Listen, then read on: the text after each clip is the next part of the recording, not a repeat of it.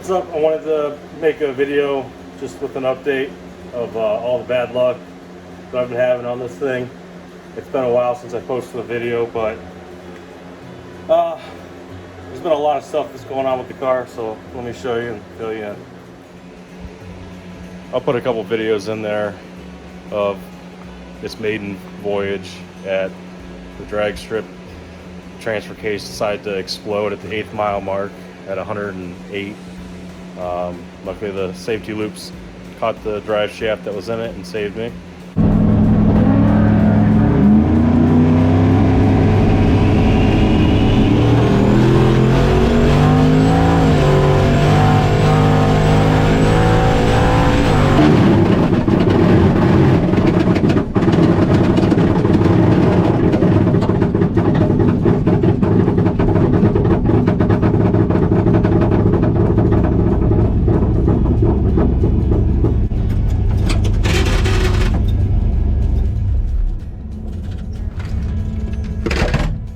Fucking motherfucker.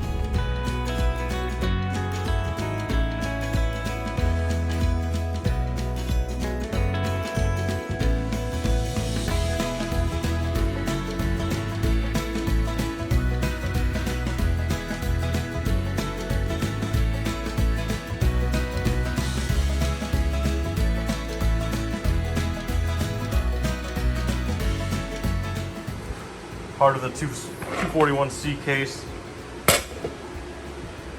there.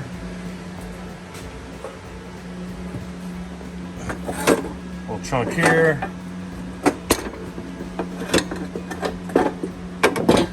Ooh.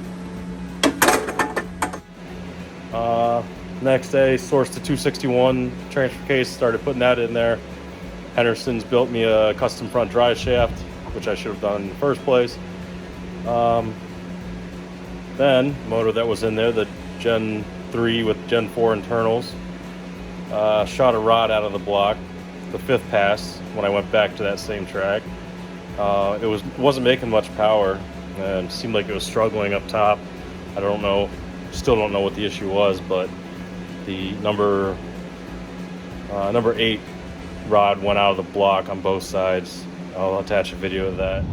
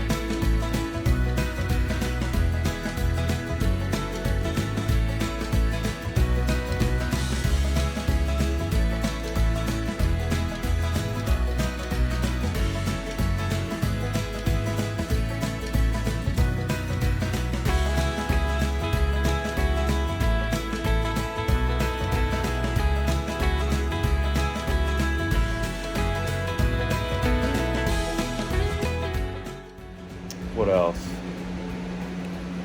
Took the 5.3 Gen 4, the LMG motor out of the wife's Tahoe. Got that put in the car. Converted the harness from 24 tooth reluctor to a 58 tooth. Got it running, ran real well. Took it to a dyno.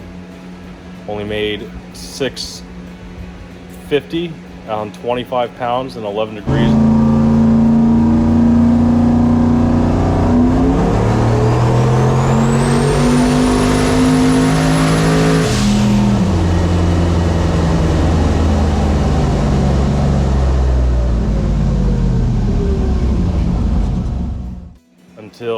I realized the next day that there was a negative 10-degree offset in the Holly, which isn't listed under the drop-down 58 tooth configuration.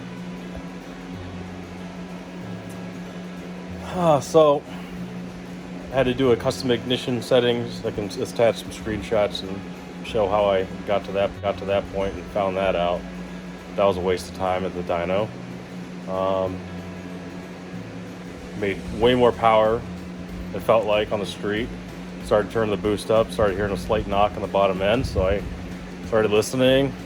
Definitely sounded like a knock in the bottom end, so I took it apart before I got serious and found that I spun a main bearing. Well, actually, it fatigued the babbitt on the main bearing. I guess that's what it's called. I'll attach a photo of that. What else? Tore that motor down. The crank was okay, but I liked it. It only had 0.5 bearing clearance on the mains and rods, so I didn't want to rush that. So I went to pull apart, grabbed a 02 Silverado. It was a Gen 3, and I pulled the heads off. Turned out it was actually a 4.8, but by that time it was already out of the truck, so I got it. Got home, realized I don't have any Gen 4 4.8 rods, so looked around, found a spare 5.3 crank, did a real janky polish on it, cleaned it up the best I could, threw the LMG Gen 4 rods and pistons in with the new rod bearings and main bearings, set the 2.5 thousandths clearance, ran a 1540 weight oil, put it back in the car, and the thing has been running top notch.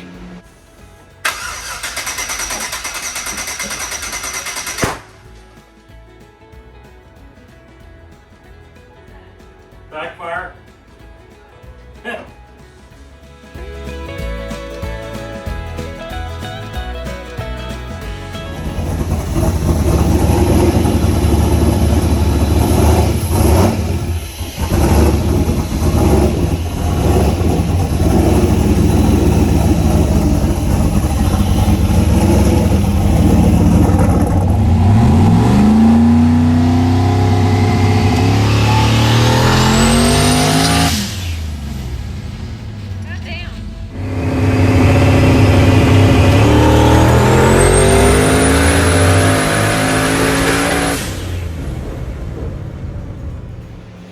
Went to No Prep Mania, turned the boost up to, I don't know, it was 27 pounds on the big end, but I couldn't get more than 8 PSI on the trans brake.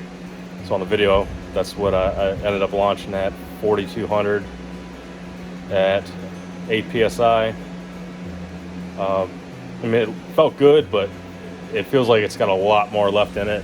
But I think I'm also pushing the limit of pump gas, so I just ordered a flex fuel sensor and the pigtail to install in the Mustang and switch over to E85, and I'll turn my base pressure up since I'm really pushing the limit of these Deca 80s.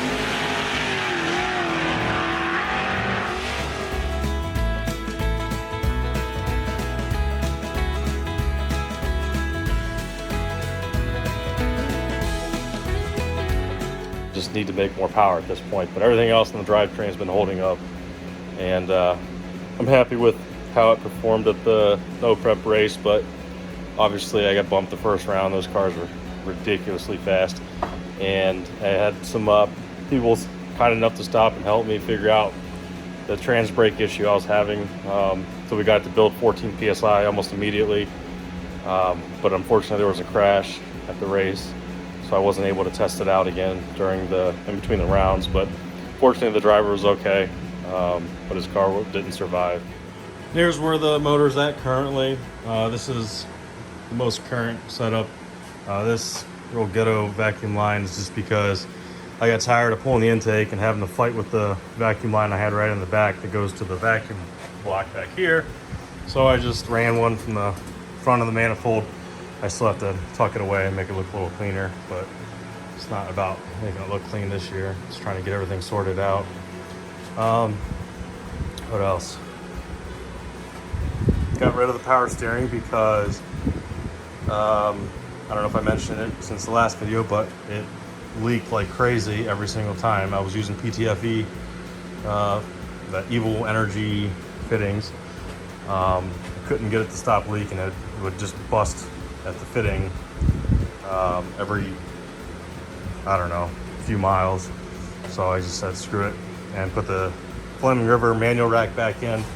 And I thought it was gonna actually feel like shit, but it actually feels amazing. And I wish I would have stuck with that in the beginning. So now I have all these extra power steering parts available if anybody wants to buy them. What else? Same turbo. Still running the 7-pound wastegate spring.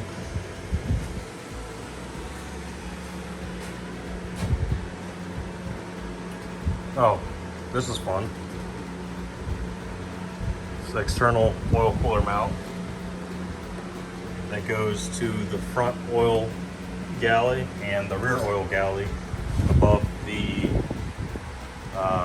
oil cooler line output, where a lot of people just tap in and get their oil feed from, or oil pressure, oil temp, whichever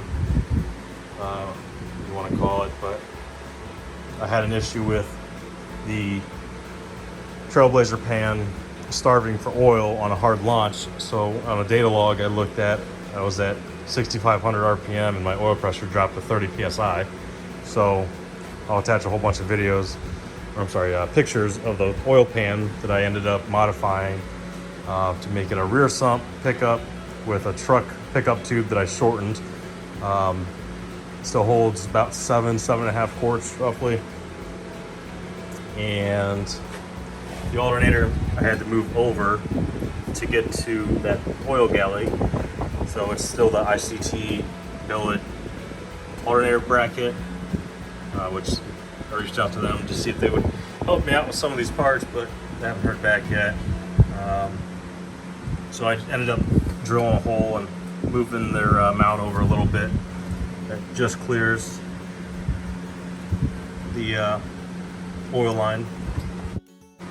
Got the injector serviced by Surgeon. The logo.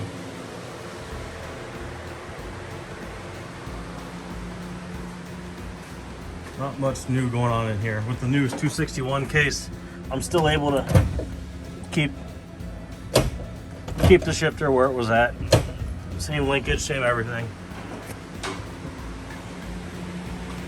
Under the seat where the transfer case sits, I did have to cut it about 2 inches more out. I'll send some, or I'll attach some pictures of what I'm talking about, but otherwise everything was identical.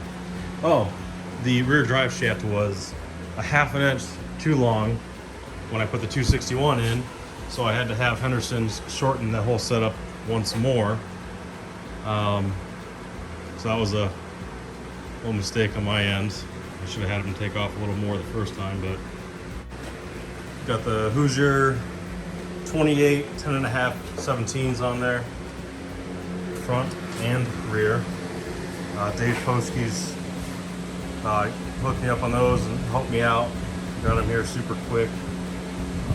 They actually ride amazing, and the car actually rides better on the street than it did last year. That's pretty much it. I believe the rear setup is the same.